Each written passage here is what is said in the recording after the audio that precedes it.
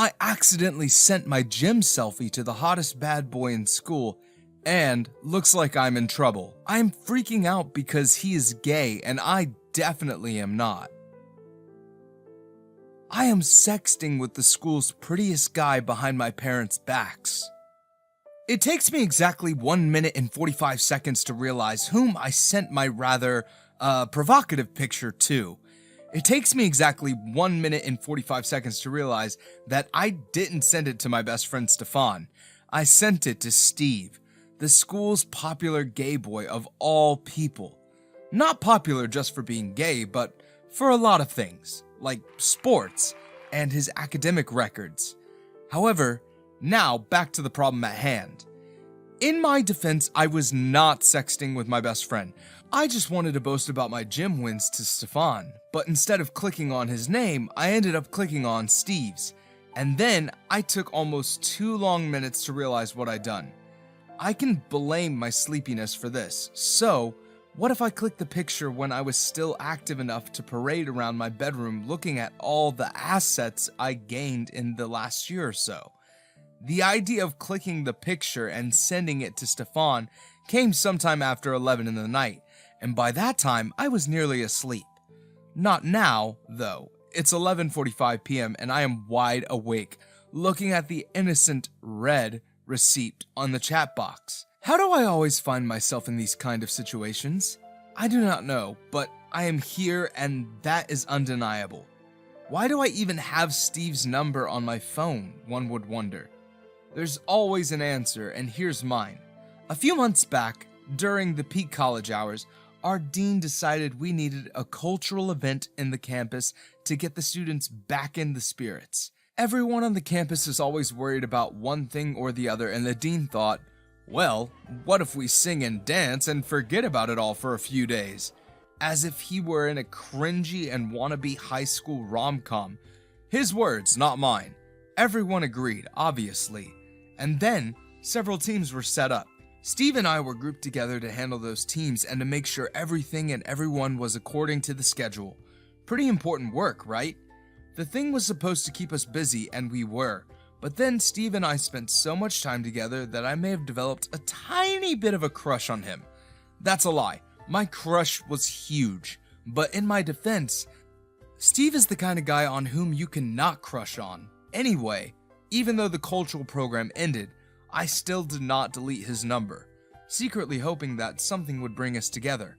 And now, I am here, utterly and hopelessly in a very bad place. 5 minutes later, Steve hasn't replied yet. Taking it as a sign, I clicked on the delete button for the picture to spare us both the shame of replying to what I have just sent. Maybe Steve just checked the picture and then logged off the chat? His status is offline anyways.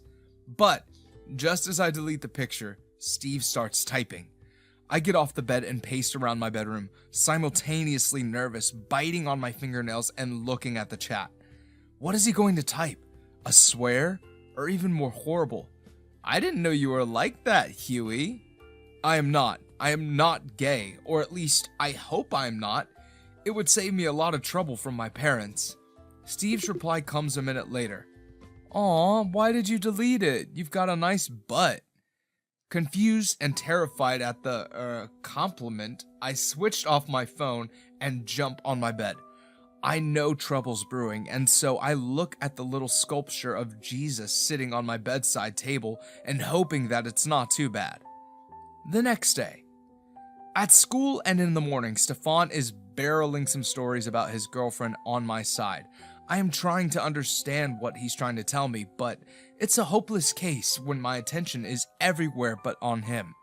I did not sleep well last night for obvious reasons, and now I am wondering how many people know about the little stunt I accidentally pulled yesterday. Throughout the night, I imagined students jeering at me and laughing right into my face, pointing and telling me, "Look at that little kitty, he's hiding because his parents cannot tolerate a little bit of gay." But when the first period passes and nothing happens, I find myself relaxing just a tad bit more. If Steve hasn't told anyone about it, then I am safe for the most part. Now, I just have to avoid Steve. The rest will sort out on its own. Oi, seriously, Stefan mutters. I've been trying to get your attention since this morning. What's up with you today? I stop biting on my fingernails when he glares at me. Nothing? Stefan gives me a deadpan look. I know you like the back of my hand. Thanks for the information, Stefan. He slaps a hand on the table. We are in the cafeteria, and I am suddenly glad of the other sheer number of students around us. The crowd around us makes us just another pair of two people on this good planet Earth. Tell me what happened. I give him a soft smile. You're looking too much into it, Stefan. He leans over the table. What did you do? But before I can explain what I have done, a wave of a hand brings us out of the tension. It's Steve. Obviously it's Steve. I stifle a sigh and then look at him when he calls out my name with a sickening sweet smile. Stefan watches us both in silence. Hey Huey, Steve calls. How are you doing? I'm fine, I tell him with a smile of my own. What's up? You tell me that, he replies and grabs a chair to sit on it. I internally groan.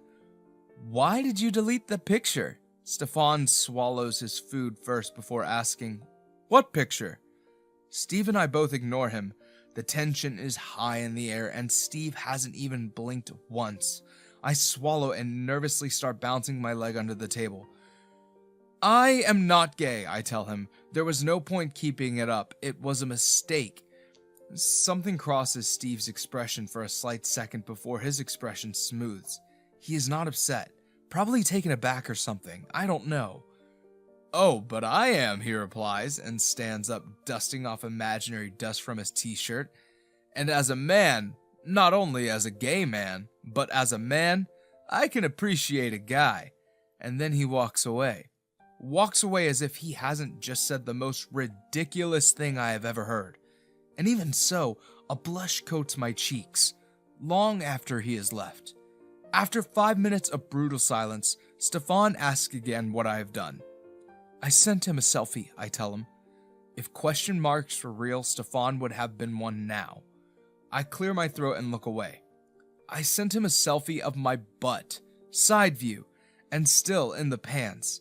Don't give me that nasty look, you idiot. Stefan's loud laugh rings loud in the cafeteria for the longest time.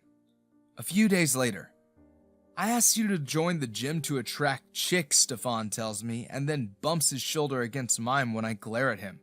Girls, okay? Not chicks, but girls. But you're on to something else here, Huey. I don't judge even our religion at all. I am not letting my parents know of this. Well, how bad can it be? It's just a selfie, it's not consequential, I tell him. It's not like it's such big news that I have to go and inform my parents of it. It's done. But it's not, because several hours later, and in the dead of night, I cannot help but scroll through my chat with Steve. Eventually, I stop at the latest one. Steve sent it to me 2 days ago, a day after our meeting in the cafeteria. It reads, Hey Huey, I'm sorry if I came overbearing that day. I was just joking, unless you want it to be otherwise. And for the last 2 days, I've done nothing but wonder why he thinks I would want it otherwise. But as I stare at the message for the next 5 minutes, I know I can conjure up at least 5 reasons without thinking much about it. I reply, It's alright, Steve. I don't mind it. And then Steve comes online just a minute later. I quickly add, It was an accident. I was sending it to my bestie and I accidentally typed in your name. For a minute, Steve doesn't reply to anything, so I lie on my bed and bite my fingernail. When 5 minutes pass by, nothing. I drop my phone on my side and stare up at the ceiling in silence. Some 15 minutes later, his message finally comes. I jerk up on the bed and quickly check it. Huey, it's alright. Do you think we can meet tomorrow after college? I'd love to spend some time with you. I bite my fingernail again. This is a big gamble. The day after tomorrow, I will have to go for mass. Am I really going to meet a guy who showed interest in me? That way right before making amends with my God? Well, that sounds like an arrangement. I pace up and down my room for a while, careful not to make too much noise in case my parents get disturbed, and then type out my reply. Pick me up from Sandy's. Sandy's is a little cafe business in our town and quite popular with folks, so I think it should be a nice spot for whatever the hell we're going to be there for. The next day, Steve and I sit awkwardly for a while in Sandy's. Honestly, I am not sure what I am even supposed to say. I'm not sure if he wants to talk about a particular thing or if this is just another meeting between friends. I tap my fingers on the table a little more nervously than usual and then look at him. So, I begin, should we order something? I smile at him. I guess that's an easy start. He winks at me and then promises to return in a while. Thank God. I spent 5 minutes pondering over the menu. When he returns, he smiles at me. So, Huey, how have you been? And from there on, the conversation flows easily. Kenneth sucks, I tell him, and then sip on my coffee. That man can go to hell for all I care, giving us assignment after assignment as if we do not have a life outside of college. I just don't get him. He was a student once. Exactly. Once, Steve agrees, and then looks at me in a certain way. What's that supposed to mean? He was a student, and now he's no longer. At least not in the general terms, although he still calls himself one. But he doesn't have to return to that time. So, he's going to torture us? Steve shrugs with a smile, a quirky little thing that lights up his face. We don't have to deal with it for our whole lives anyway. It's going to be over. I suck on my bottom lip. Right. Adulting. Steve gives me a certain look again. Yes, that's the one. At some point, Steve gathers his things, places it on his chair, and then sits next to me. And from then on, we begin the harrowing conversation about that one damn picture. He places an arm over the back of my chair. Huey, he says. It was a mistake, I tell him, now sweating buckets. I have said that a lot. Oh, but I'm not talking about that. I wanted to ask what gym you go to. I slightly turn to him, sweating again at the proximity. As if in a whiplash, my crush on him once again comes at the front of my mind. Gym? Steve nods at me. Yep, it seems to be working. And he smiles at me. Smiles at me so much that I cannot help but freak out. Steve, a little space, please. Immediately he pulls back. Sorry. A few days later. Don't get me wrong, Stefan says, but giving you space is the least he can do. That's not what I am talking about, and you know it. I chew on my bottom lip for a while and lie down on my bed. Stefan doesn't understand, but that's probably because he doesn't know that I have a huge crush on Steve. Should I tell him? But it isn't like anything special has happened between Steve and me. Nothing consequential, so do I need to come and tell my best friend that I suspect I have a crush on a guy? That there's a good chance that I do not like girls, and I never joined the gym to charm the girls but the guys? There are endless possibilities after all. I'm hanging out with Steve a lot these days, I add. Stefan looks up from his phone. Now that's something I already know. Care to tell me what's going on between you two? Whatever does that mean? I let out a scoff and then a fake cough. Stefan narrows his eyes on me. Please don't try to play innocent. I know what you are, and I have seen you around, Steve, and I do notice you hanging about him a lot more than usual, especially after the incident. Stefan and I have started calling that little mistake of mine the incident. It only seems appropriate for me to do that. How many people do what I have done? What do you mean by that? You tell me that, Huey, he replies and sits across from me. It's not the girls, is it? He lowers his voice when I hiss at him. You cannot hide from me. I'm not trying to hide from you, I tell him. I just don't know how to tell you. Stefan gives me a smile. Just tell me, whenever you feel like it, he adds, and then we can deal with this Steve situation better. I know it's not just about the picture, is it? No, it isn't. He's good, Stefan, but I'm not interested in him like that. Maybe it's just an admiration. I've known him since high school after all. Stefan gives me a look, but I ignore it. You're going to meet him again? That's the plan, I nod at him. Stefan nods at me. Date? I give him a loud laugh and it sounds fake even to my ears. Oh hell no, what is wrong with you? A few days later. I skipped the mass, oh my god. Steve messaged me yesterday and asked if we could hang out again, and like a sick puppy in love, I said yes, we should. Now, I am standing outside of Sandy's and waiting for Steve, nervously biting my fingernails because I have absolutely no idea how to deal with the constant calls I am receiving from my parents. Is this going to be the first sign to them that their kid has gone astray? I am already overstaying my welcome at home. Most of my classmates either have their own homes or live on rents away from their parents. And obviously, staying at my parents' means I have got to follow their rules, no matter how much I hate it. The weekly mass being the one, something that I've come to dislike over the years. I'm still biting my fingernail when Steve stops by my right. "Hey," he says, "are you alright? You're unusually sweaty." He grabs a napkin from his pocket before I can give him a reply and carefully and gently dabs the napkin over my sweaty face. Suddenly, I feel worried if I look good. It's just that I missed the mass. Steve looks at me carefully. "Huey, you know you can cancel a plan, right? I will not hold it against you. Never will." "Yeah, I know. I didn't want to go." "Are you sure?" He asks, his tone gentle. "Yep," I reply and pop the pea. I really didn't want to go there. I hate going there. "Not a religious person?" he asks with a smile. "I don't know." "It's alright. Let me bring you somewhere. Looks like you need it." And then he brings me fishing 45 minutes away from the town.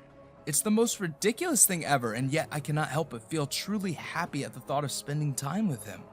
Several hours later, after a series of unsuccessful tries, Steve and I are lying on the dock staring at the evening sky. It's cool today, providing us little relief from the unusually warm summer we are getting this year. "Thank God for small mercies." "Thank God," he mutters and looks at me. "What?" I ask. "I'm not an atheist. Well, at least not entirely. I've got some really good questions that no one answers." Steve softly smiles at me. "Why don't we deal with those questions today then?" "Right here? Right now?" "Yeah, why not? We're students after all. Discourse and discussions are a part of our lives." And just like that, for the next 2 hours, we're discussing some of the most ridiculous topics known to me. Honestly, although the conversation never gets boring, certainly not because our laughs never die down in the quiet of this area. I'd rather not write them down here. These things are personal to Steve and me. Just like those few days that I spent with Steve and lied to Stefan about. "I think we should go home," Steve suggests, looking up at the night sky. "It's late. We'll definitely get a little dangerous after a while." I gather my things and take his hand. "Sure. Thanks for today, Steve." He rubs a hand over my head. "You're always welcome to hang around with me, Huey. In fact, I'd like that a lot." He doesn't let go of my hand until we reach his car. And okay, maybe I have started to like him just a tad bit more. The same night. Obviously, I said that a little too early. How could I forget about my parents, the bane of this particular issue at hand? "Why were you not there?" my mom asks. "Where were you the entire day?" My mom let out a gasp. "Huey, please tell me you haven't got any girl pregnant." I roll my eyes at her. "Mom, I don't even have a girlfriend." "Yet it keeps happening," she turns to my dad. "Did you know 2 of his classmates got pregnant this semester? 2 girls, unmarried, pregnant at 19 years of age. What are they going to do being such young moms?" "It's not for us to discuss," my dad tells her. She sighs and rubs a hand over her forehead. "I just don't want our Huey to get into that problem. You cannot ruin a girl's life like that. You are too young." "Mom," I say, and let out a loud sigh. "I haven't gotten anyone pregnant." "Are you sure?" "I haven't got any girlfriend." She lets out a sigh at that. "Then where were you the whole day? You didn't pick up our calls and you missed the mass? You know it's important you visit the mass. What if you find a nice girl there? At the end of the day, all I want is for you to have a nice and normal family, Huey." I met Annie's mom again. She says Annie is really interested in you. The more she continued, the more I thought that the irony wasn't lost on me. But, even more importantly, I am not going to tell her what I fear. She'll go bonkers. So at last, I told her that I was with a friend. "What friend?" she asked. Stefan said you weren't with him. I swallow a little at that. I should have warned Stefan before going out with Steve. I found a new friend, actually. A classmate. A few days later, Steve and I are sitting at the dock once again overlooking the vast evening sky when he starts informing me about his older brother. I had to ditch my last class to come here. Steve had claimed that the beauty of this part of the town lies in the late evenings. And so, here we are. He was a troublesome guy, Steve tells me, but still good at heart. If it wasn't for that one little thing, he would have still been alive. How did that happen? Steve shrugs. My parents never told me what happened. They always said Camper left one day and didn't return home for weeks. Then, one day, the police came to our doorstep with his body. They said he died a few weeks ago. He died alone, they said. There was no one with him in his last moments. He wrings his hands together. That means he probably only survived a day or two after leaving home. I always think he committed suicide, but my parents never want to discuss him. Is that why you live alone now? He nods. Honestly, it's a shitty place where I live, but anything's much better than whatever place my parents call home. It stopped being home the moment Camper left. I'm sorry, I tell him. Steve gives me a grin. Want to come to my place? I smile up at him. I'd love that. An hour later, we sit at his apartment. It's small with only one bedroom, a tiny kitchen attached to it, and a bathroom. But it's cozy. It's nice. Even the small balcony that he filled up with several ceramic flower pots. And they are all well and alive, so what a man. It's nice, I tell him. Oh, please, you don't have to flatter me. I'm not flattering you. I actually like this, I pat the wall. Private little space. He smiles at me. You must have a bedroom. I do, I agree, but it's not very private because my parents barge in at any time. Oh, that's ridiculous now. I nod at him. It is, but it's what I've been living with for all these years, so I have kind of grown used to it, but that doesn't mean I like it. I hate it, sometimes more than usual. When he doesn't pull his eyes away from my face, I stutter a little and then blush. What are you looking at? Don't move, he tells me. There's a spider on your head. I gasp and bring my hand to do something, but he grabs my hand and then grabs a paper from his free hand.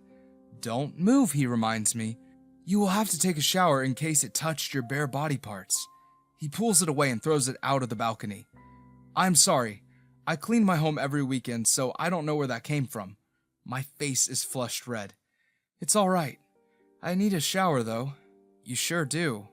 The bathroom space is tiny, but I make do with it and quickly shower, in worry that I may be overstaying my welcome and Steve's generosity more than proposed. 5 minutes later comes a knock on the bathroom door. Hey Huey, I have placed the clothes in the bed. You didn't need to, I call from the bathroom. It's all right. It'd be better if you washed yours. Okay, I let out a smile. Thanks. 10 minutes later, I am out of the bathroom. Steve has cooked us some pasta and we munch on it until we are full. My phone rings again and I am not surprised to find it's my mom. Irritation wells up in me, but I am able to keep it under wraps. I will bring your clothes tomorrow to college, he says in a promising tone. Thanks, really. He smiles, then he brings a hand to pull something out of my hair. I'm not sure what that is, he lets out a laugh. When I don't reply, he looks right into my eyes, and he must have seen something, for I always have trouble hiding my feelings from him, because a moment later, he is pressing his lips against mine. For the longest minute, Steve and I are the only people on this planet. The loud traffic noise from outside his place is now background noise, something that cannot reach us no matter how hard it tries. And for a moment, I forget everything I have ever believed in. For a moment, I just kiss him in return, enough that I pull him closer with a hand on his neck, and then my phone rings 2 minutes later and the moment is shattered. I pull back with a gasp and look into his eyes with so much distrust that I am even surprised. When none of us speaks anything, he tries to kiss me again, but I push back. My mom's message reads, "Where are you again?" And I don't know how to deal with so much in my hands. I have to go back, I tell him, and stand up. Where's the nearest bus stop? Did I do something wrong, Huey? I thought you wanted it. You always think somehow stupid and then do it. What's the point of you giving me space if you're going to do the thinking for both of us? I do not know where it's coming from, but the words are out, and Steve looks extraordinarily hurt.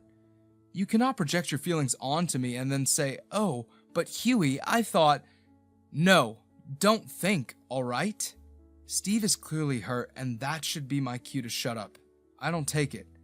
I thought we were flirting, Huey. You were flirting. I wasn't. You have that one leverage over me, and now you're trying to take advantage of that little mistake of mine. Something immediately shifts in Steve's expression. Then get out now. I don't want to stay anyway. And then I foolishly, with my misplaced anger, step outside his house. A few days later. You've been moping over this for some time now, Huey. Don't you think it'd be easier to just let out the truth? My parents. What are they going to do? It's the 21st century, man. It's about time queer people stop fearing coming out. I'm not queer, I reply in a small voice. Oh, but are you absolutely sure? No straight man's feelings would be so hurt from another man so much that he'd stop eating. You're clearly not okay. I lie on my bed and stare up at the ceiling. There's no way Steve doesn't hate me. I said some pretty bad things, Stefan. He hates me. Oh, I know you did. But you must apologize for what you said and did. The longer you wait, the worse it's going to get. He sighs when I don't say anything and then pats my thigh. Listen, Huey, you always say Steve's making efforts to spend time with you. That clearly means he likes you. That guy barely has time outside dealing with his so-called fans, and he makes time for you. He spends his entire day with you. I sigh. What if he hates me? How will you find that out unless you have talked to him? I chew on my bottom lip and look at him. In the evening, when Stefan's gone, I stand in front of the mirror and click several pictures. I have absolutely no idea why I am doing what I am doing, but I sent the sexiest one in my chat with Steve. For 3 hours, absolutely nothing happens. I know that because when I wake up next and open my chat to see what Steve had responded, he had replied with a thumbs up emoji. 5 hours later, I sent the picture. He sent me an emoji. I burst into tears and then fall asleep just like that. A few days later. Obviously, I come to realize my mistakes quicker than anyone expected. The next time I see Steve, I ask him if we can talk. Just a little, I add, when he looks doubtful. I've said some things that I didn't mean. I don't want you to live with things that I didn't mean. You're fumbling, he replies with a small smile. I'm nervous, I agree. He follows me out of there into a secluded corner. It's my parents. I live with them and they're super religious. Whenever we sit down to eat, we talk about nothing but how my mom needs me to marry a nice girl to carry on the family's legacy. I swallow when Steve leans against the wall to properly look at me. I fear that if I said I am hanging out with a guy or kissing a guy, they'd come to hate me. I don't want to lose them. Steve sighs a few minutes later and then comes closer. He runs a few fingers up my hair and then holds my face in his hands. Huey, I am not upset at you. You're not? No. It hurt a little. You did say some mean things, alright, but I am not upset at you. Steve grabs my hand then. Listen, I want you to know that no matter what happens, I am here, okay? You can count on me for everything. I smile at him. Thanks. It'll be alright with your parents. Thanks, Steve. He smiles at me. Can I come hang at your place tonight? Of course you can. A few days later. When things with Steve return to normal, I come to realize that it's better if my parents know about it. Sure thing, I don't know what will happen to us in the future, but I am willing to take the risk, even if it means that I will be brave enough to accept myself as I am in the future, even away from my parents and in front of strangers. So I sit down with my parents and tell them that I am seeing a guy. You're gay? I shake my head at my dad. I do not know what I am, Dad. I just know I like Steve. I have liked him for quite some time now and have only got the chance to be with him now. My mom doesn't say anything. I can build a normal family with Steve too, you know. Oh, she says, and then looks away. Mom, Dad, please say something. Give us some time, Huey. My mom agrees in a heartbeat. Give us some time. I am sure it's not all bad. In the evening, I asked Steve if I could stay at his place.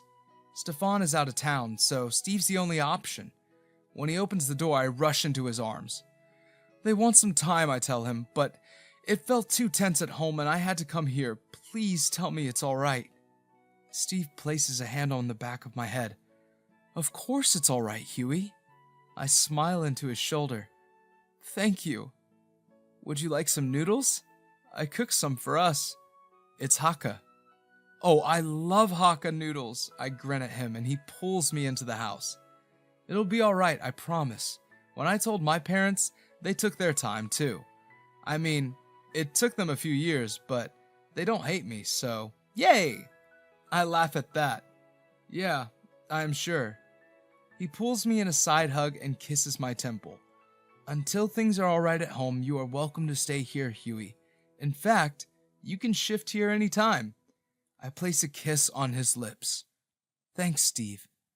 And to imagine, I have started dating my crush after a silly mistake gives me whiplash. Although that little selfie nearly gave me a heart attack, I cannot help but feel grateful about it now. If not for that, I wouldn't have started this little glorious relationship with Steve. Not even if God had pushed me right into his arms. We all need a little push, and mine happened to be a selfie.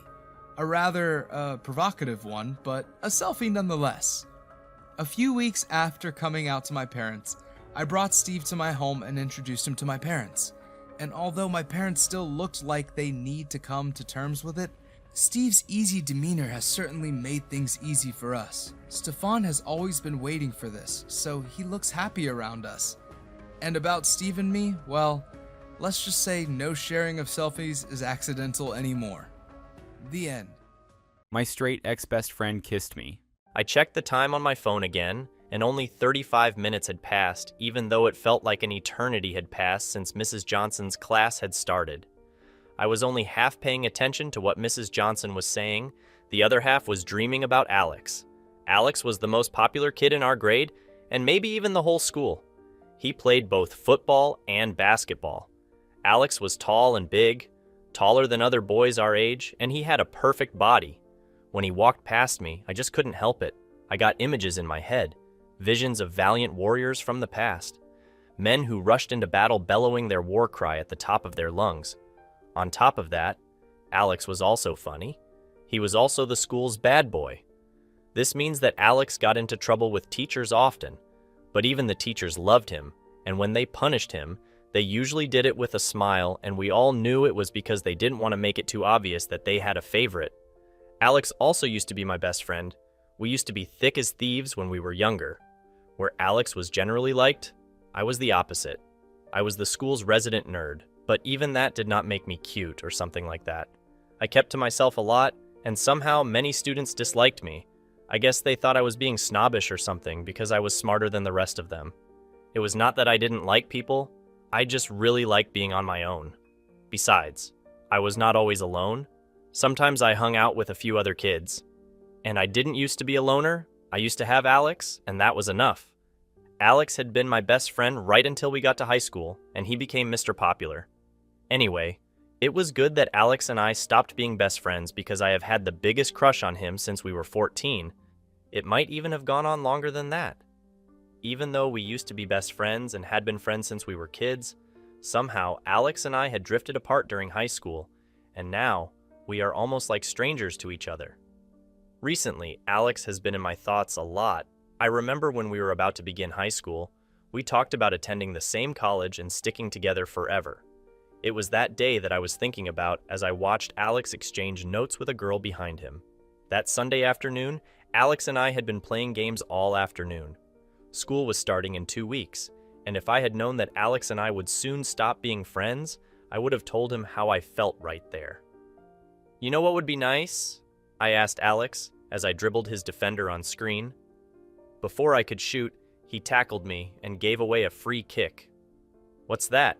Alex asked, pausing the game to look at me. If we went to the same college, I said. Imagine that. We could be roommates in college. I think that would be even more fun. I guess it would be nice in California together, Alex said with a smile on his face. He folded his hands behind his head and looked as if he was imagining us together in college. I didn't want to go to California. I had been thinking of Princeton, mostly because Einstein taught there. California? I asked. Why California? Alex looked back at me, his beautiful green eyes holding my own. I guess for you, if it's not MIT or Harvard, it's not good enough? Well, not all of us are smart enough, you know? I actually was thinking about Princeton, but I guess California is God too. I stayed silent for a moment and then asked, why California though? Alex's eyes twinkled as he replied, Sam, think about all the beautiful beaches and women. Women everywhere, dude. Think about it. With my looks and your brains, we will rule. He struck a pose that made me laugh. In that moment, I seriously thought about going to California just to be with him. We'll rule California, Alex. Me and you together. I unpaused the game, but Alex paused it again. That would be nice, he said and shrugged. But his next words surprised me.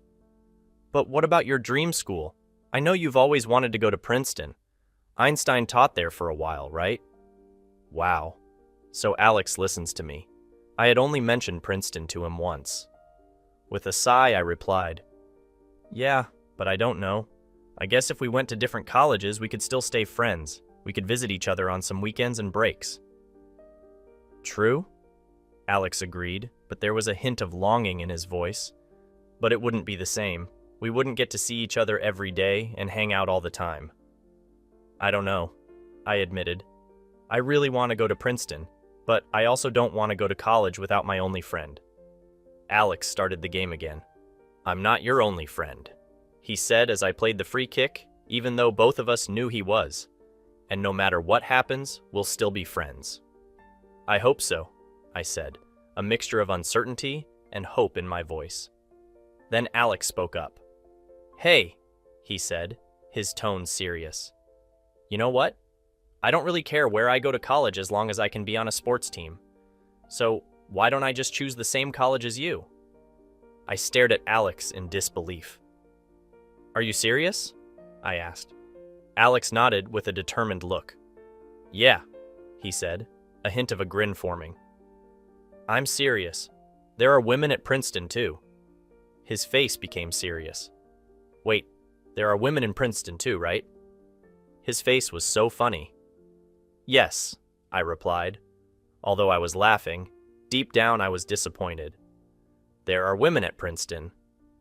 Although that was 4 years ago, the memory still made me smile. I was lost in the memory of that day and smiling in class so I did not hear the teacher, Mrs. Johnson, call my name. She called my name twice before the girl next to me. Tracy tapped my shoulder. I was startled. Sam, do you mind sharing what's funny with the class? Maybe we can share in your amusement? You can bet that I was not going to tell the entire class that I was daydreaming about my crush. Besides, it was the last class for the day, and I didn't even really need to be there. To be honest, the issue of college was settled for me. At this point, I was just waiting to graduate high school. I shook my head, but Mrs. Johnson did not like that. She did not like being defied in general. Her face scrunched up, she walked closer to my desk at the front of the class, and she asked me, "Were you even listening to me, Sam?" "Sorry, Mrs. Johnson," I said. I got carried away a little. I should have looked down or something, but I was feeling bold. You know, not listening in class is how people miss out on college, Sam, Mrs. Johnson said. In my head, I was like, does this woman not know that I'm top of this class and neck with Yasmin in the race for valedictorian? For some reason, that just pissed me off, so I muttered, I don't need your class to get to college anyway. Mrs. Johnson's face turned red with anger. Her eyes went round and she tightened her fists. Detention, she said through clenched teeth. After school, in my classroom. Fine, I said, and sat down. I took my pen and started spinning it. Alex, who was sitting several rows behind me, snickered. What's so funny, Alex? Mrs. Johnson asked. Nothing, Alex said, still trying to hide his laughter. He ducked his head, but everyone could see that he was laughing silently. Detention, Mrs. Johnson repeated. After school, in my classroom. Alex just shrugged. Cool, he replied to her. Mrs. Johnson stormed out of the classroom, leaving us alone. What an old bat, Alex said. The entire class roared with laughter, and even I joined them. When school ended about 20 minutes later, Alex and I waited in the class for Mrs. Johnson. She made us wait until students had mostly cleared out before coming. When she arrived, she didn't even sit down. She just gave the both of us an annoyed look and said, "Follow me." I carried my backpack and rushed after her. I felt like I should apologize to her for my behavior earlier. I was a good student. I didn't even know what got into me. But then Alex said something, and I almost laughed. My mom's gonna kill me if I don't get home on time, Alex said. He dragged his palm over his face and sighed tiredly. He looked so good that I had to turn my eyes away and focus on Mrs. Johnson's back.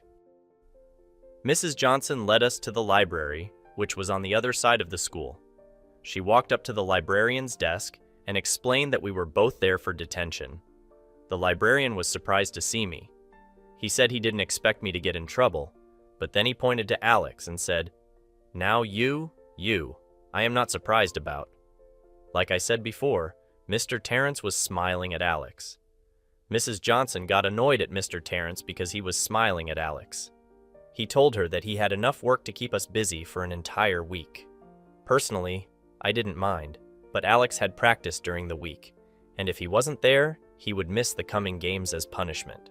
Alex tried to beg Mrs. Johnson to reduce the detention or allow him to go to practice and serve detention some other time, but she was not interested. She looked very satisfied that Alex was going to miss the training. When she left, I can swear she was doing a little dance with her head. "Come with me, boys," Mr. Terrence said. The librarian led us over to a section of shelves that were filled with books for children. I immediately knew we were going to be doing a lot of work. I went to the library a lot, and I know that the children's section was always scattered even before Mr. Terrence said, "This section is a bit of a mess." Alex was like, "A bit?" He did a 360, looking at the entire section, and then he asked if an army marched through the place. Mr. Terrence snorted. He told us to put everything in order, and when we finish with the children's section, we will start on the other sections of the library. "Do we really have to do this for a whole week?" Alex asked. Mr. Terrence shrugged. "That's not up to me, Alex," he said. Alex and I looked at each other and groaned. "This is going to take forever," Alex said. "I know," I said, "but we don't have a choice." My voice was very low. Even I barely heard it. We started with the floor, arranging the toys, blankets, and all the things that had been left lying around. We spent the next hour rearranging the books. Alex and I barely spoke to each other while we were rearranging the children's section. What was there to say anyway? Several times, I thought of saying something to him, just something casual, but I couldn't make myself do it. But I shouldn't even have worried. Wherever you put Alex, he would find something to amuse himself, and he got me involved. It started with a pop-up book, and Alex pretending he was narrating a Lord of the Rings movie, and soon we were playing in the library we were supposed to be arranging. I had no idea how much time had passed, but when I checked the time, it was almost 7 p.m. Shit. I stopped laughing, which made Alex ask, "What is it, Sam?"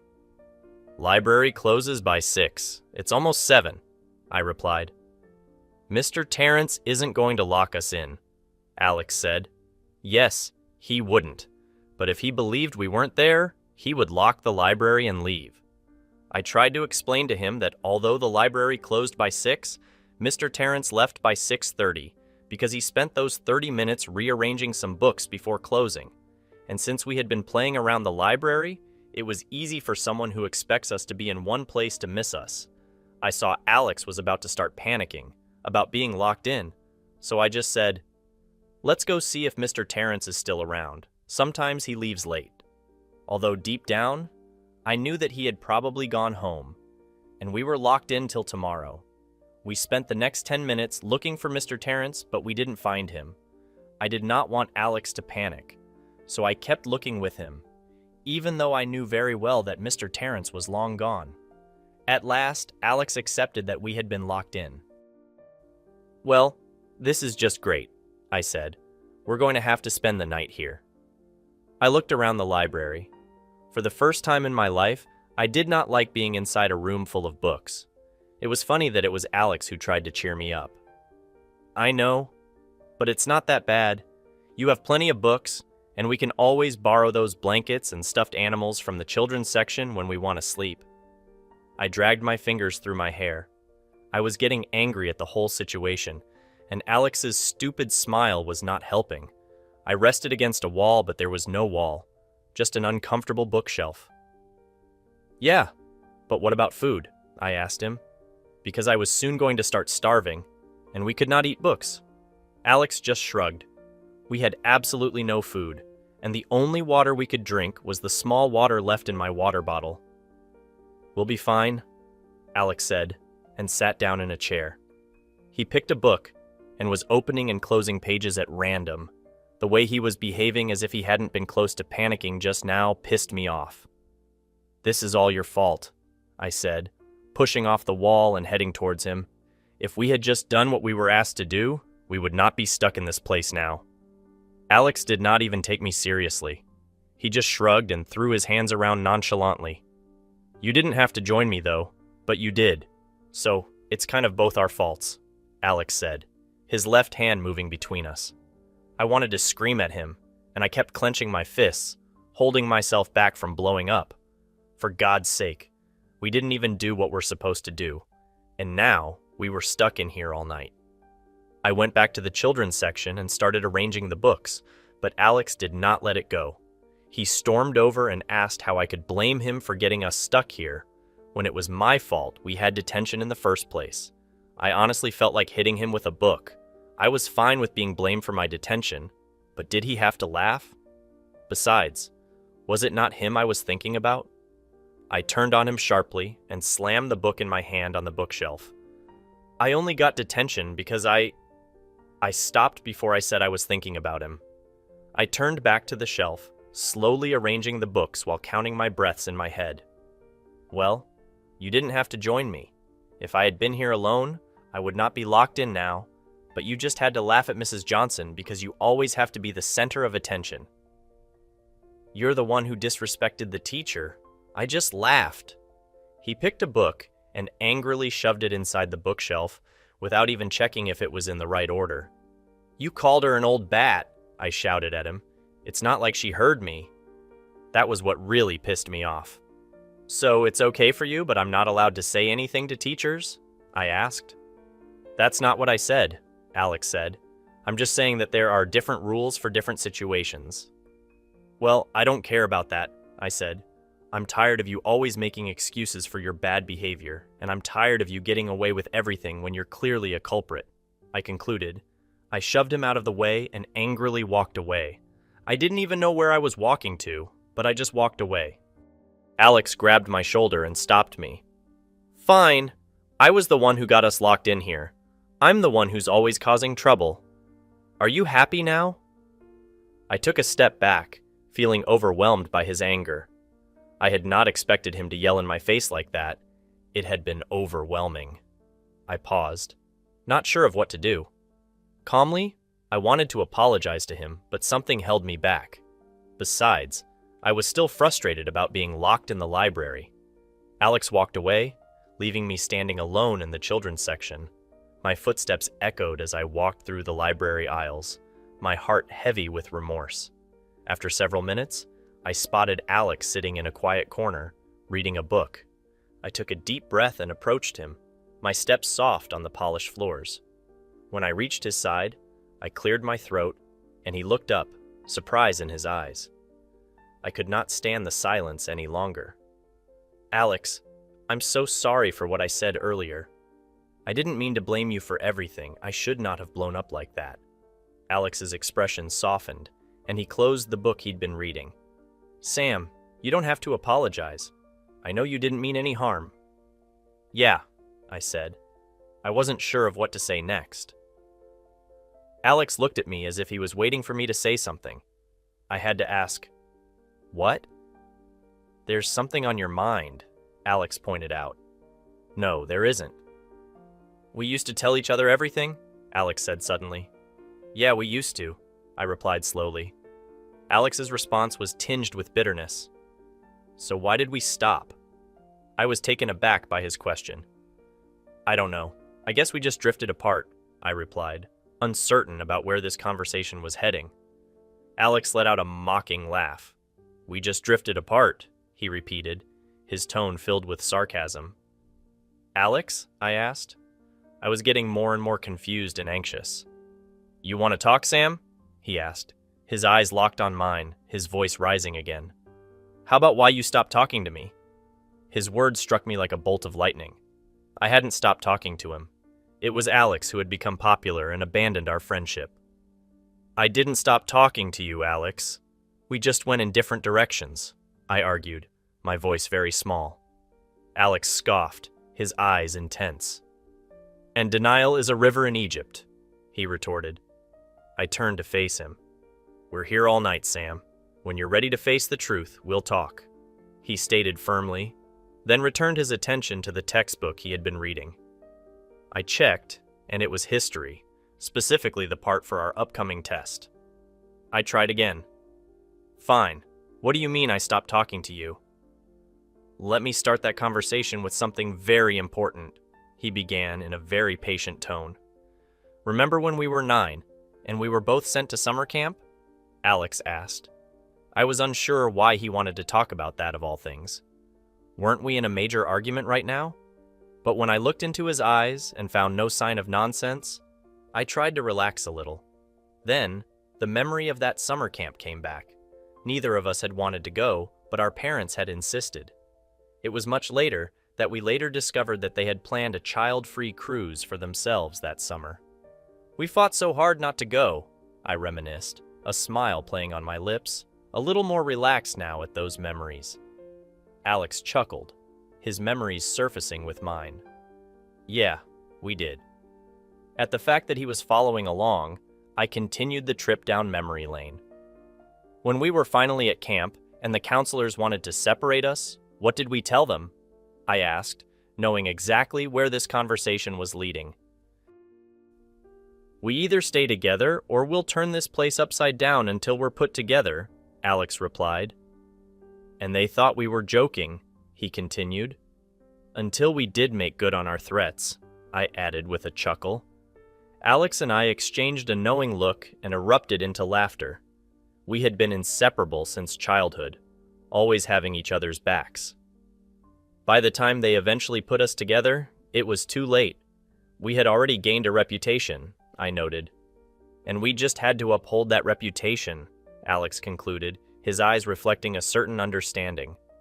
I understood that confession did not come out for no reason. I thought of it a moment too long, and it was then that I sensed the shift in our conversation's direction.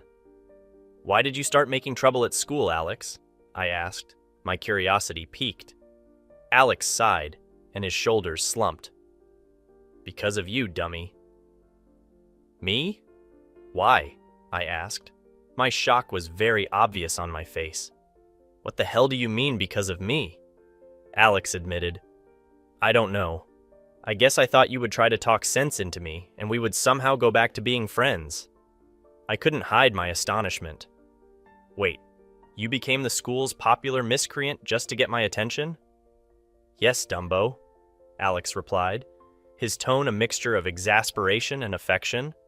How was it not obvious? I thought back to the times that I had actually seen Alex make trouble. He was right. I was there. Every single time. I could think of a few. The time he had gotten detention for pranking the kids on the chess club, which I was part of. I had been there when he had snuck in before our meeting and poured glue on every board and piece. Jessica had a knight stuck to her hand for 3 days. This was earlier in high school when we still occasionally spoke. I had been so embarrassed because he was my friend and they had almost kicked me out of the club. I went home and was so angry that I yelled at Alex as soon as I saw him. I can't believe you did that, Alex. They almost kicked me out of the club. Alex just shrugged and said, It was just a joke. I was so angry that I could barely speak. It wasn't funny, Alex. You ruined everything. Jessica still has a knight stuck to her hand. Alex laughed. That's hilarious. I couldn't believe that he thought it was funny. It's not funny, Alex. It's mean. Calm down, Sam. He put his arms around my shoulder. It's not like I'm hurting anyone. I was so frustrated that I pushed him away. You're making them feel embarrassed and humiliated. Alex rolled his eyes. I had been so angry that I had just walked away and stopped talking to him. I think that was the beginning of us not talking at all. The time he had gotten in trouble with the principal for setting off stink bombs in the school cafeteria, nobody could eat that day. I had been there when he had lit the fuses and thrown them down the hallway. In fact, he had waited for me to enter before setting them off. The whole school smelled like rotten eggs. The principal had been furious. He had suspended Alex for a week. I was relieved that he was finally getting what he deserved. Each time he did something, I distanced myself from him more. But why? I pressed, still trying to understand the reason for his actions. Because we were supposed to stick together, Alex explained, and you just left me alone. Why did you do that, dude? I could have answered several things, especially those that he did in his childishness, but instead of any of that, what I let out was, I have a crush on you. Alex didn't even look up. His phone's flashlight cast an eerie glow in the dimly lit room. Took you long enough, he remarked casually. My voice trembled, laced with surprise. Wait, what do you mean by that? Alex finally raised his gaze from the textbook, his eyes meeting mine. I know. I've known for a while now. How? I was baffled, my mind racing. You're not very subtle, Sam, he replied with a hint of amusement. My face flushed, a mix of embarrassment and disbelief. So, the whole school knows? My voice shot up an octave, echoing through the hushed library. Alex chuckled, shaking his head. No. I guess I've known you for so long that I can tell. He paused, his expression turning serious. You know, at first, I thought it was some other guy you liked that was making you distance yourself from me. But then I realized it was me. I remained silent, absorbing his words. And you said nothing? I finally managed to ask, my voice barely a whisper. So did you, he countered. Besides, it was your feelings to admit to or not. My mind wandered back to the past few months, the awkward silences, the unspoken tension. I had noticed a change in Alex, a new crowd he seemed to gravitate towards. The jocks, the cheerleaders, the popular kids. I felt a pang of insecurity, a fear of being left behind. I thought you had outgrown me, I confessed, my voice laced with self-doubt. Alex placed a reassuring hand on my shoulder. God, Sam, I am on the team. I will inevitably hang around the jocks, he said, making air quotes around the word. And most of the girls you see me with are cheerleaders or friends of the other players. I started to say, but I paused. I was just being foolish, huh? I said, my gaze fixed on the floor. Well, not exactly, Alex replied, his eyes filled with understanding.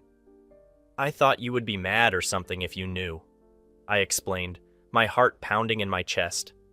I expected an answer, a tease, but he did something better.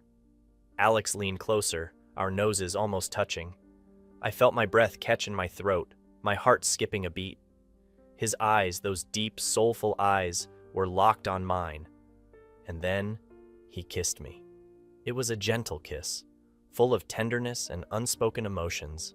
My body melted into his, and for a moment, the world around us faded away. I like you too, dumbass, he whispered against my lips. A wave of relief and joy washed over me. I smiled, a genuine, heartfelt smile that reflected the happiness bubbling within me. Alex smiled back, his eyes sparkling with affection. As the kiss ended, we remained there for a moment, lost in each other's gaze. Then, he really decided to run back into the past memories. Remember that time we stole the kitchen keys and made pancakes for the whole camp? Alex asked. I grinned as I struggled to recover from the kiss. How could I forget? Alex and I had been at camp for 2 weeks when we decided that we were tired of eating the same bland food every day. We decided to take matters into our own hands. We had enlisted the help of 3 other kids, one of them older. She was the only one who came willingly. We waited until everyone was asleep, and then we snuck into the kitchen. We found the keys to the pantry and the freezer, and we started to gather our ingredients. We made enough pancakes for everyone at camp, and we even made a special batch for the counselors. We left the pancakes in the dining hall, and then we went back to our cabin. The next morning, when everyone came to breakfast, they were surprised to see the pancakes. The counselors were even more surprised. "Who made these pancakes?" one of the counselors asked. Alex and I looked at each other and smiled. We didn't say anything, but we knew that everyone knew it was us. The counselors were not happy at first, but they enjoyed the pancakes. As punishment, they assigned us as kitchen help. They decommissioned us when we started throwing food parties late at night. "Remember that time we convinced everyone that the camp was haunted?" Alex asked. I laughed out loud. That was so much fun. Alex and I had always loved ghost stories.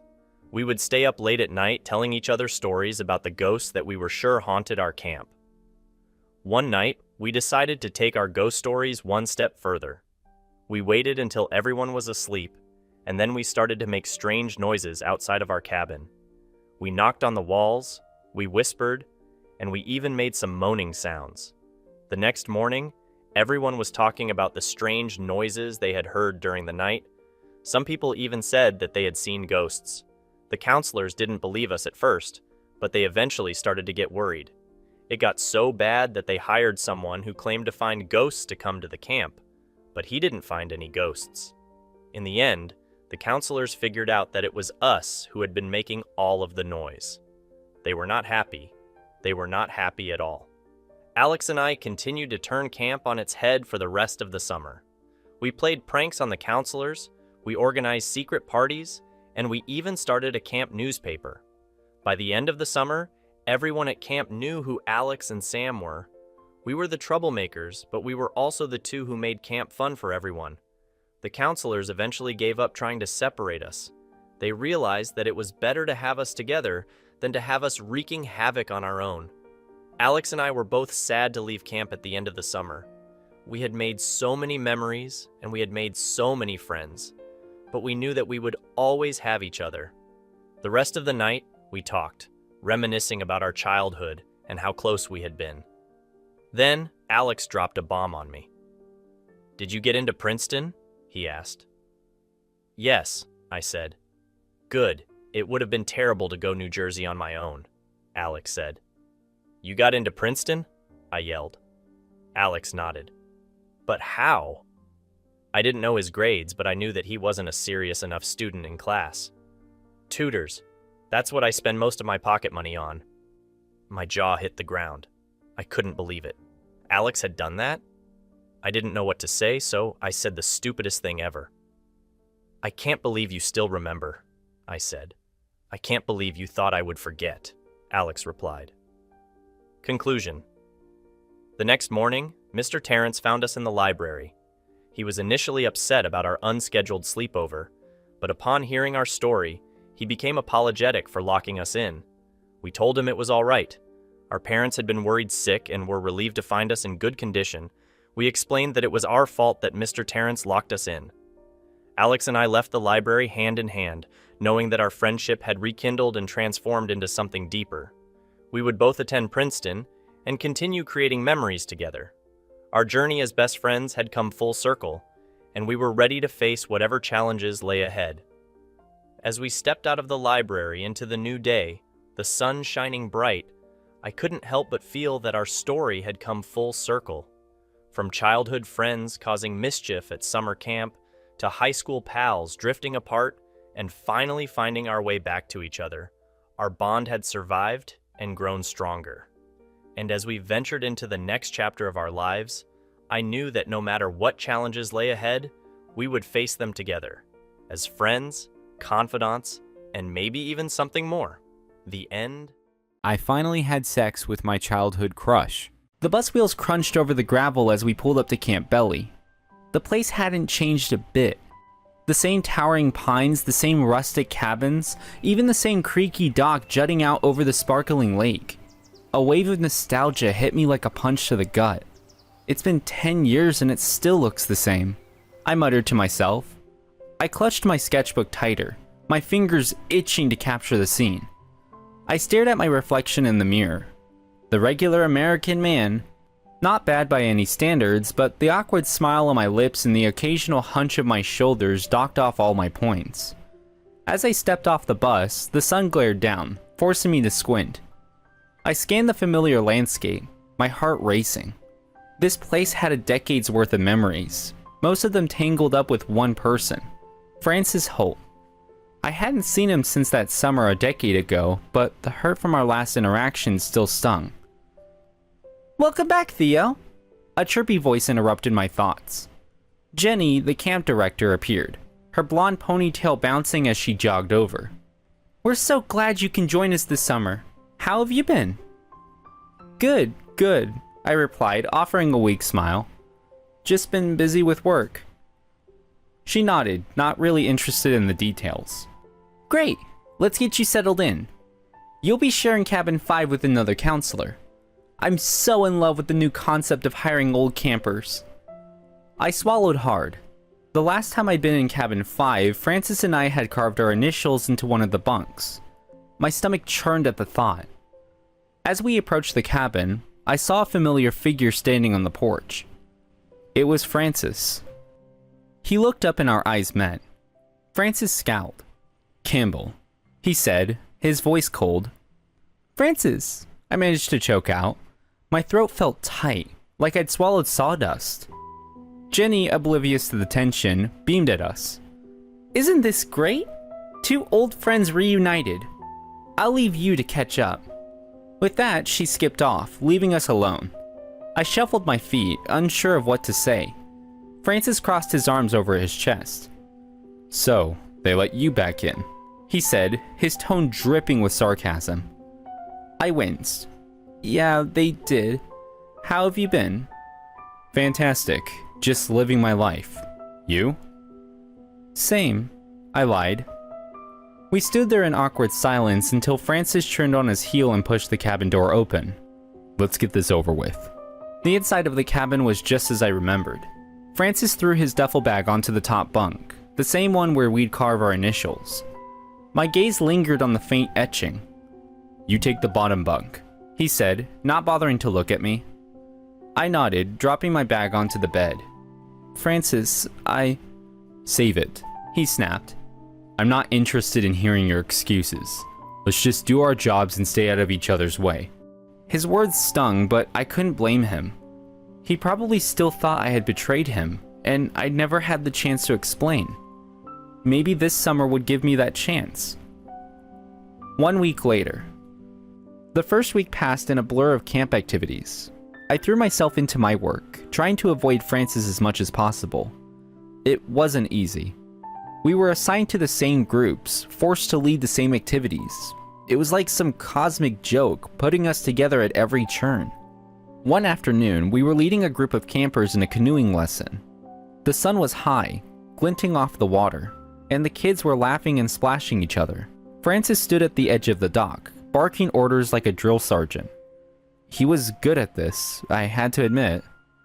I tried to keep my distance, focusing on helping a little girl who was struggling with her paddle. "You're doing great. Just keep your strokes even," I encouraged her. "Thanks, Theo," she said with a shy smile. I glanced over at Francis, who was demonstrating the correct paddling technique to a group of boys. He caught my eyes and rolled his eyes as if to say, "Can you believe this guy?" I gritted my teeth and turned back to the girl. "Okay, let's try it together. 1, 2, 3, stroke." By the time we finished the lesson, I was exhausted. I trudged back to the cabin, hoping for a few minutes of peace before dinner. But as soon as I walked in, I found Francis already there, toweling off after a shower. His shirt was off, and I couldn't help but notice how his muscles had filled out since we were teenagers. My heart did a little flip-flop. He looked up and caught me staring. "Take a picture. It'll last longer," he said, sarcasm dripping from every word. I felt my face heat up. Sorry, I didn't mean to. Whatever. He tossed the towel aside and grabbed a clean shirt. Just stay out of my way, okay? I nodded, feeling like a scolded child. Sure. As he walked past me, he paused for a moment. Why did you come back, Theo? What are you hoping to achieve? I swallowed hard. I wanted to make things right. To explain. Explain? He snorted. It's a little late for that, don't you think? Maybe, I said quietly, but I have to try. He shook his head and walked out, leaving me alone with my thoughts. I sank onto the bed, feeling the weight of the past pressing down on me. This was going to be harder than I thought. The next day, we were scheduled for a team building activity with the campers. It was a classic trust fall exercise, designed to build camaraderie and break down barriers. I couldn't help but feel a bit of irony in the situation. Trust was something that Francis and I were sorely lacking. We gathered the kids in a circle, explaining the rules. Okay, everyone. The idea is to fall back and trust that your partner will catch you, I said, demonstrating with one of the other counselors. The kids giggled nervously, but eventually paired up and started the exercise. I watched them, my mind drifting back to the last summer I spent here. Francis and I had done this activity too, back when we trusted each other completely. Campbell! Francis's voice snapped me out of my reverie. Are you going to participate or just stand there daydreaming? I sighed and joined the circle. To my surprise, Francis stepped forward. I'll be your partner, he said, his tone challenging. I swallowed hard. Okay. We faced each other, the tension between us almost palpable. You ready? He asked, his voice low. I nodded, my heart pounding. Ready. I closed my eyes and let myself fall back. For a moment, there was nothing but the sensation of falling, the wind rushing past my ears. Then, strong hands caught me, steadying me. I opened my eyes and looked up at Francis. His face was inches from mine, his expression unreadable. For a moment, neither of us moved. Then he released me, stepping back quickly as if he'd been burned. See? Not so hard, he said, his voice tight. I nodded, my chest tight with a mix of emotions. Yeah, not so hard. I needed to at least explain my side of the story to him. I didn't out him to anyone, at least not intentionally. Still, my heart was doing the tango for some reason. Feeling his touch again made me feel like a man tasting water for the first time after being trapped in the desert. It soothed me and I longed for more. All I wanted to do was apologize and make amends. Later that night, I decided to take a cold shower before bed. The communal bathroom was empty, the tiles cold under my feet. I felt the hot water wash over me, trying to relax. It was hard knowing that Francis was just a few feet away outside the cabin. He was talking rapidly on a call, cigarette in hand. Usually I hated nicotine, but the way the tendrils of smoke wrapped around his silhouette sent butterflies free in my stomach. I turned off the water and reached for my towel, only to realize I'd forgotten it in the cabin. I wrapped my arms around myself and peeked out the door. The coast was clear. I quickly made a plan. Run out, grab towel, slip into a pair of shorts immediately. I darted down the hall, praying I wouldn't run into Francis. As I rounded the corner, I collided with a solid, warm body. I yelped, slipping on the wet floor. My body tensed, ready for the fall, but a pair of strong arms wrapped around my damp skin. Whoa, careful there. I looked up, my face burning. Thanks, I forgot my towel. Francis smirked, his eyes flicking down to my bare chest. Seems like it. I tried to pull away, but he held me for a moment longer, his grip firm. You always were a klutz, Campbell. I laughed nervously. Yeah, some things never change. He let me go, his expression softening for a moment. Maybe not everything has to. Look, Francis, about what happened back then. He held up a hand, cutting me off. Not now, Theo. Not here. His voice was strained, as if he was holding back a flood of emotions. I nodded. Okay, but we do need to talk about it. Yeah, maybe we do. He turned and walked away, leaving me standing there, dripping and conflicted. I turned back to the cabin, grabbed my towel, and dried off. By the time I crawled into bed, Francis was already in his bunk, his back to me. Good night, Francis, I said softly, not really expecting a response. There was a long pause, and then he sighed. Good night, Theo. It wasn't much, but it was something. 2 days later, the campers were busy with their tie-dye projects. A rainbow of colors splattered across the tables and their clothes. I was trying to explain the importance of wearing gloves when I noticed Francis across the room, his attention focused on a group of boys struggling with their designs. Hey, Theo? Called out Emily, one of the younger campers. Can you help me with my shirt? Sure thing, I said, moving to her side. As I reached over to adjust her shirt, I saw Francis watching me out of the corner of his eye. Looks good, Emily. Just twist it a bit tighter and you'll get those nice rings, I said, giving her a reassuring smile. Out of nowhere, Mike, one of the campers from my platoon, decided to use Francis's canvas. He ran over to Francis's side and splattered him with a handful of bright blue dye. Mike! Francis yelled, his voice full of frustration. What the hell are you doing? Mike's eyes widened in shock, and he stammered an apology, but the damage was done. Francis stormed over to me, his face flushed with anger. Why didn't you stop him, Theo? He demanded. You were right there. I blinked, taken aback by his sudden outburst. I was helping Emily. I didn't see... Convenient, he snapped, wiping at the dye but only managing to smear it more. It's always convenient for you, isn't it? I felt my own temper rising. I came here to find peace, and when I met him here, I decided to make amends. But he has been nothing but a wet blanket. What's that supposed to mean? He glared at me, his eyes flashing. You always seem to be in the wrong place at the wrong time.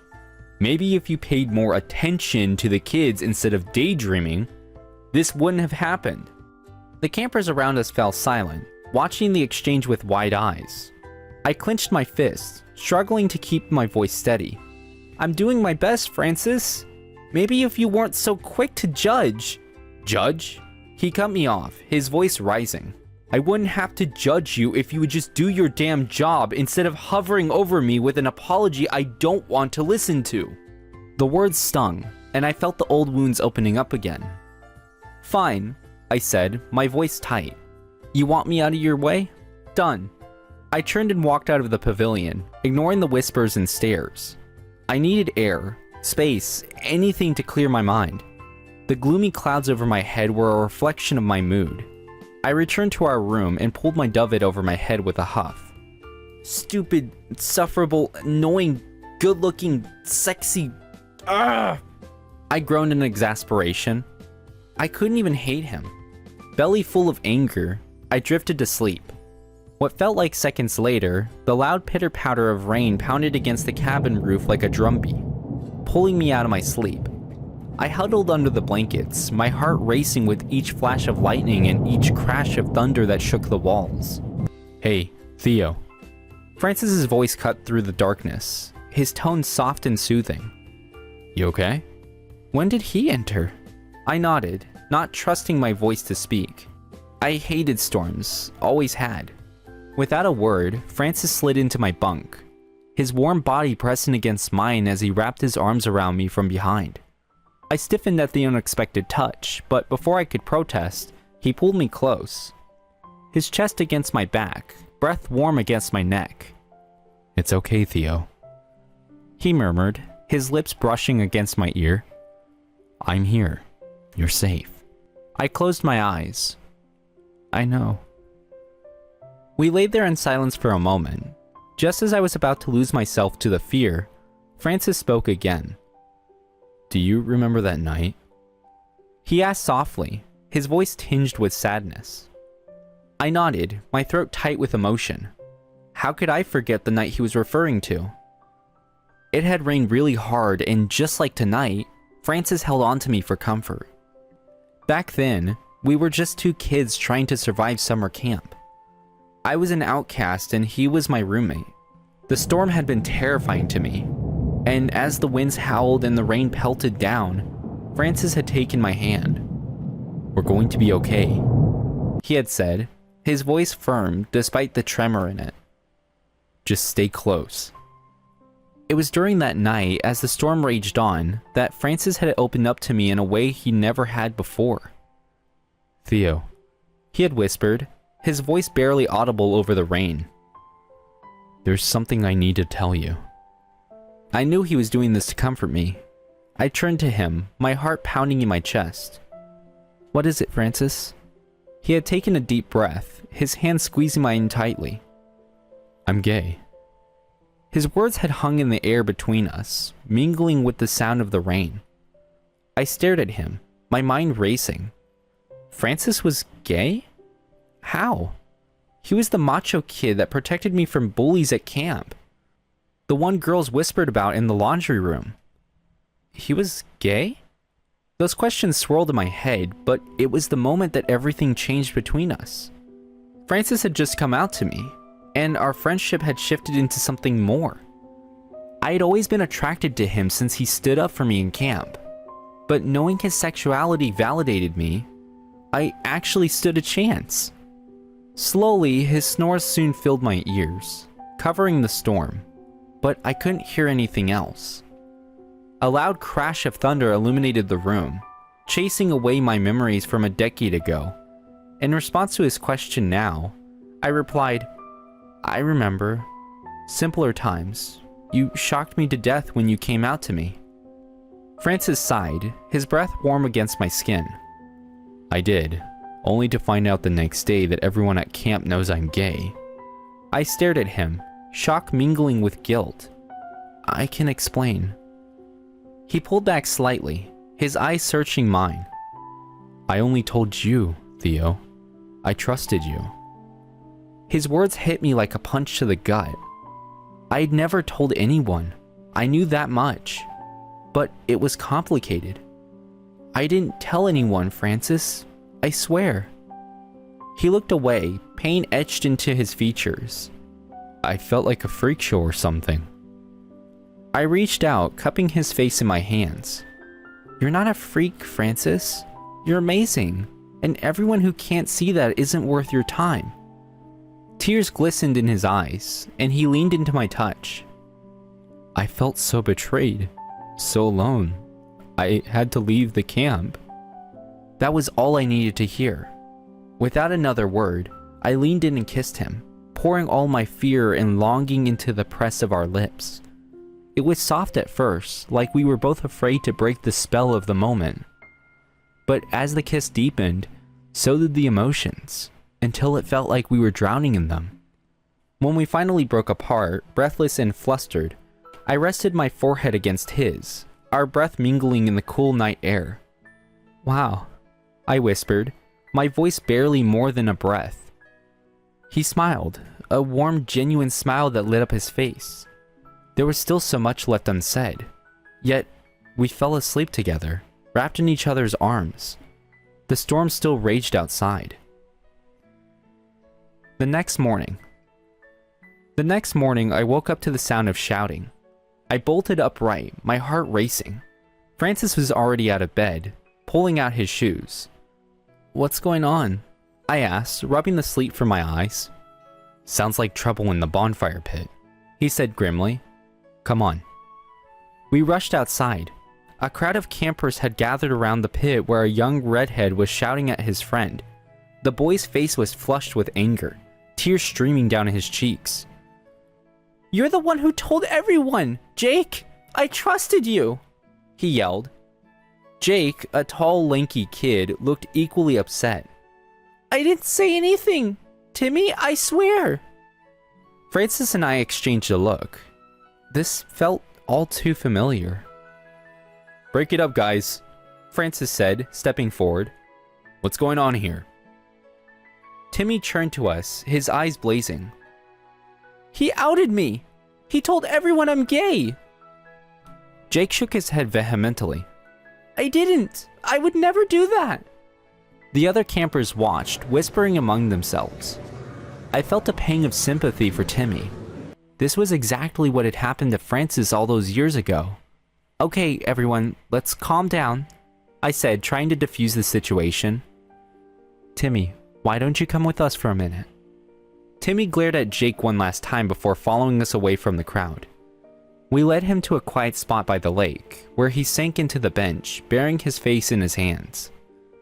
Timmy, we're here to help, Francis said gently. Can you tell us what happened? Timmy sniffled, looking up at us with red-rimmed eyes. I thought Jake was my friend. I told him I was gay, and now everyone knows. I feel so betrayed. Francis knelt down beside him, his expression softening. I understand how you feel, Timmy. Something similar happened to me when I was your age. Timmy's eyes widened. Really? Francis nodded. Yeah, and it hurt, but I want you to know that it gets better. There are people who will accept you for who you are. I took a deep breath, feeling the weight of the moment. Timmy, I was there when it happened to Francis, and I never outed him. I would never do that to anyone. I don't think Jake would do that to you either. Francis looked up at me, his eyes searching mine. Why should I believe you? I swallowed hard. I can't be throwing stones in my glass house. There was a long, heavy silence. Timmy gasped dramatically. You mean you both? I nodded. Yeah, that aside, think back on it. Was anyone else there when you told Jake? His bunkmate, Donnie, but he was asleep. I think. Oh my God, I shouldn't have accused Jake, Jimmy wailed. Francis stood up, his expression unreadable. He stared at me for a long moment, then turned to Timmy. Timmy, it's okay to be scared, but you don't have to go through this alone. Timmy nodded slowly, wiping his eyes. Thanks, Francis. Thanks, Theo. That night, after the campers had gone to bed, Francis and I had sat by the lake, the moonlight reflecting off the water. I never wanted to hurt you, Francis, I said quietly, breaking the silence. The boys at camp were just too naughty. We had an activity where we had to share handwritten poems. Francis nodded to show that he was listening. My platoon also did something similar. Yeah, I wrote my poem and folded it up. I paused, wondering if I wanted to tell him. I also started writing a love letter confessing my crush and sexuality. To whom?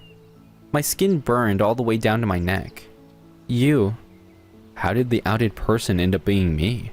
Francis asked in disbelief. I accidentally submitted the love letter instead of my poem. I actually outed you, but it wasn't intentional at all. Francis sighed, staring out at the lake. Bloody hell, why didn't you tell me?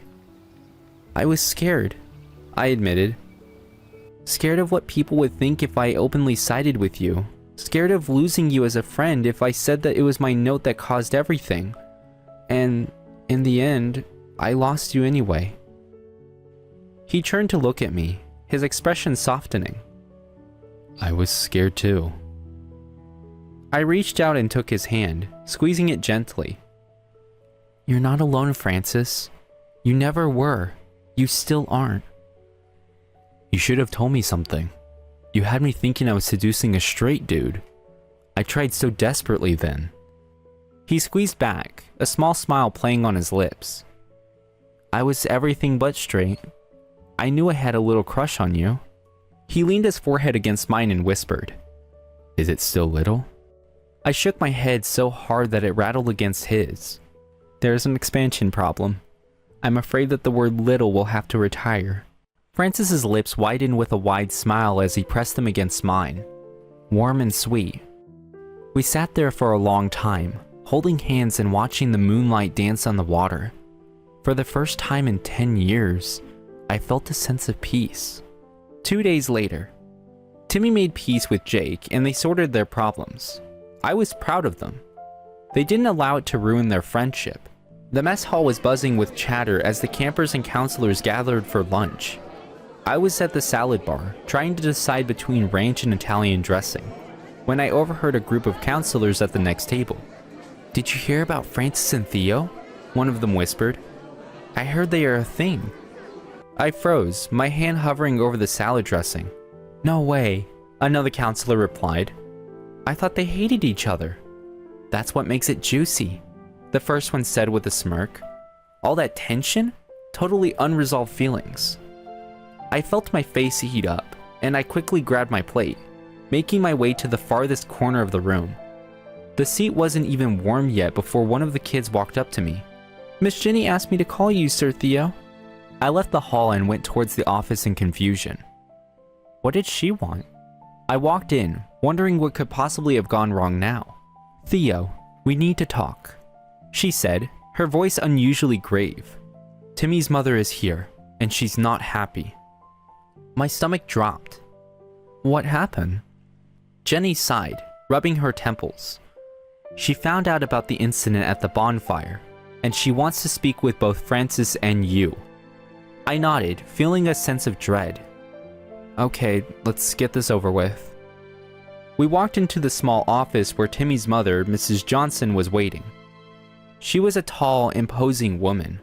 "Mrs. Johnson, this is Theo Campbell." Jenny introduced me. "He was there when the incident happened." Mrs. Johnson turned her sharp gaze on me, and I felt like a kid caught with his hand in the cookie jar. "Mr. Campbell, I want to know what you're doing to protect my son." I took a deep breath.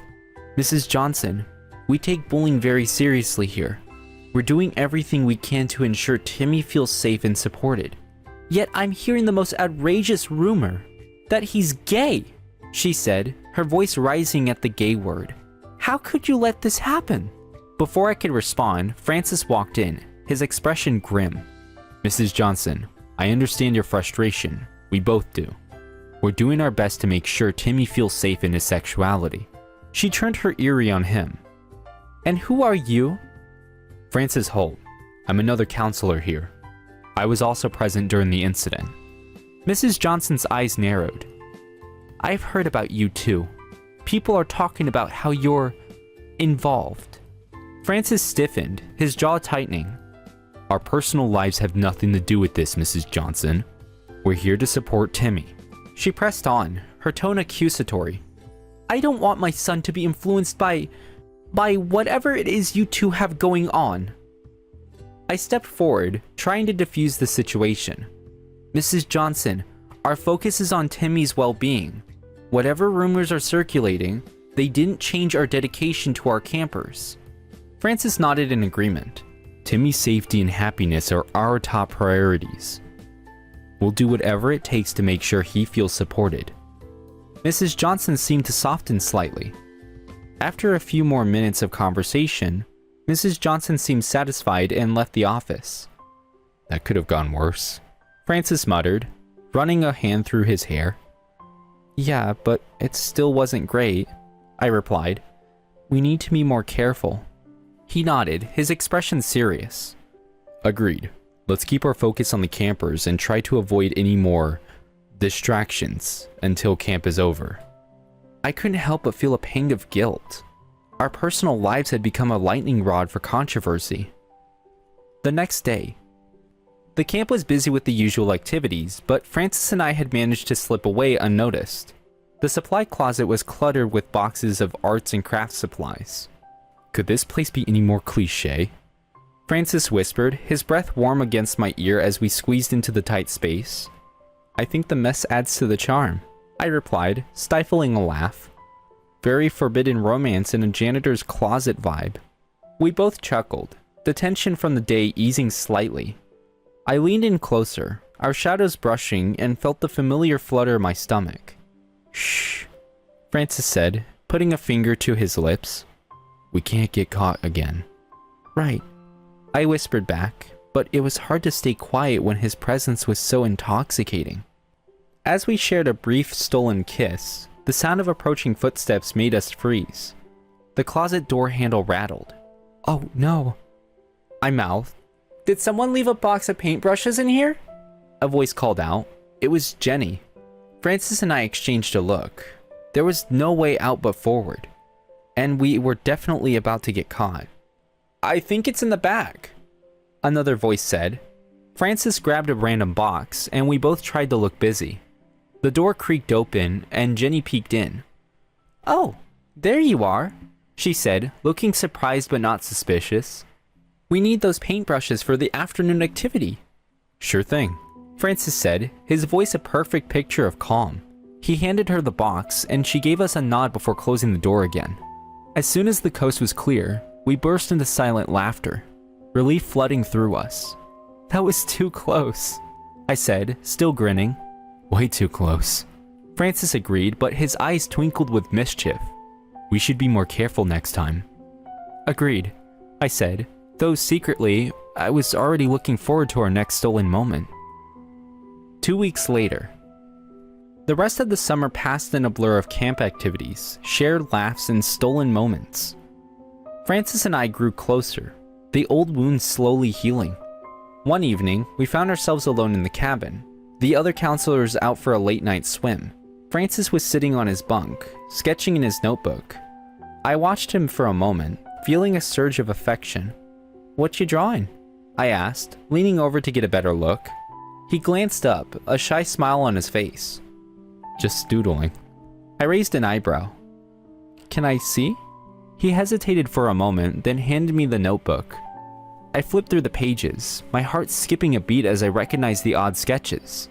Technique could use some work, though, but I could recognize the images. They were of us, sitting by the lake, laughing with the campers, even the moment we shared our first kiss. "These are amazing, Francis," I said, feeling a lump in my throat. "You're really talented." He shrugged, looking embarrassed. "Thanks." I set the notebook aside and took his hand. "Francis, I want to be with you. For real, not just for the summer." He looked up, his eyes shining with emotion. "Me too, Theo. But what about after camp?" "I'll come to New York on weekends," I said without hesitation, "and we can figure it out from there. I don't want to lose you again." He smiled, his grip tightening on my hand. "I don't want to lose you either." As the last days of summer approached, the air was filled with a bittersweet feeling. The campers were getting ready to go home, and so were we. But this time, things felt different. There was hope, a promise of something more. On the last night, we gathered around the bonfire, the flames casting flickering shadows on our faces. The campers sang songs and roasted marshmallows, their laughter echoing in the night. Francis and I sat side by side, our fingers intertwined. It felt right, like we were finally where we were meant to be. "I can't believe it's over," I said softly, resting my head on his shoulder. He kissed the top of my head. "It's not over, Theo. It's just the beginning." As the fire crackled and the stars shone above us, I knew he was right. We had found our way back to each other, and this time, we weren't letting go.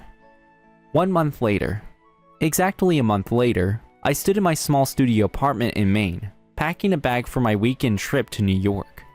My heart was light, a smile playing on my lips. The phone rang, and I answered it, recognizing Francis's number. "Hey, you." "Hey, yourself," he replied, his voice warm and familiar. "Ready for the weekend?" "Always," I said, feeling a rush of excitement. "I can't wait to see you." "Me too," he said softly. "I've got a surprise for you." "Oh? What kind of surprise?" "You'll see," he teased. "Just hurry up and get here." I laughed, feeling happier than I had in years. On my way. As I locked up and headed out, I couldn't help but feel grateful for that summer at Camp Belly. It had given us a second chance, and this time, we were making the most of it. Love had found its way back to us, and this time, we were ready. Camp Belly reached out to us again the next summer. Francis and I were in the middle of house hunting. I'd more or less moved into his place. My job could be done from anywhere, but Francis's engineering firm was permanent. Although it meant moving away from my family, it was a compromise I was willing to make. Francis was all too happy to accept the invite from Camp Belly. It was time for summer to work its magic again. The end. How long is too long when it comes to love? Thank you guys for watching. consider subscribing to become a part of our Rainbow Force, and feel free to go and check out our Ko-Fi page. Stay wholesome.